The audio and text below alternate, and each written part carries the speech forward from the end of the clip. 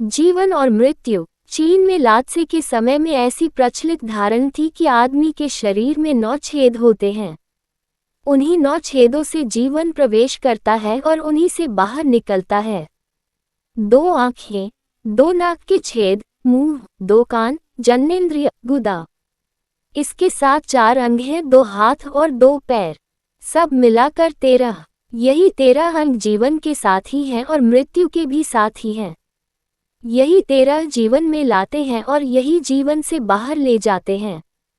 13 का मतलब ये पूरा शरीर। इन्हीं से तुम भोजन करते हो, इन्हीं से जीवन पाते हो, इन्हीं से उठते बैठते और चलते हो।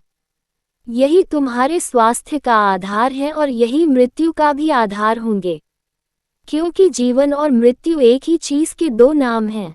इन्हीं से जीवन तुम्हारे नाम आएगा, इन्हीं से बाहर जाएगा।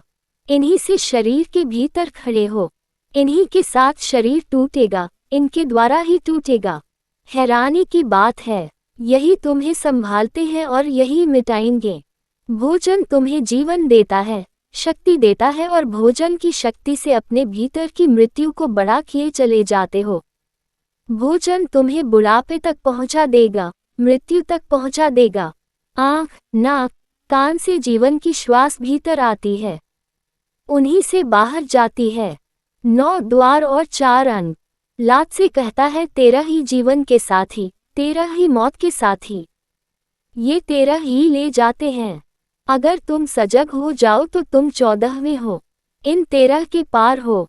इस 13 की संख्या के कारण चीन और फिर धीरे धीरे सारी दुनिया में 13 का आंकड़ा अपशकुन हो गया। इस सुपरस्टिशन की पैदाइश चीन में हुई। अमेरिका में होटलों में 13 नंबर का कमरा नहीं होता, 13 नंबर की मंजिल भी नहीं होती, क्योंकि कोई 13 नंबर पर ठहरने को राजी नहीं है। 13 शब्द से ही घबराहट होती है। 12 नंबर के कमरे के बाद 14 नंबर आता है। असल में होता तो वह 13वां ही है, लेकिन जो ठहरता है उसे 14 याद रहता है। 13 की चिंता नहीं पकड़ती। चीन में बड़े अर्थपूर्ण कारण से यह विश्वास फैला, 13 अपशकुन है। तुम 14वें हो और तुम्हें 14वें का कोई पता भी नहीं। तुम न जीवन हो न मौत, तुम दोनों के पार हो।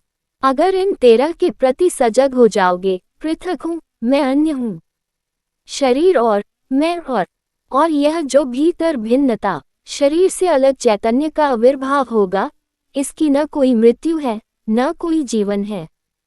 यह न कभी पैदा हुआ न कभी मरेगा। दैनिक मरुप्रहार चिंतन मनन 7 जुलाई 2024।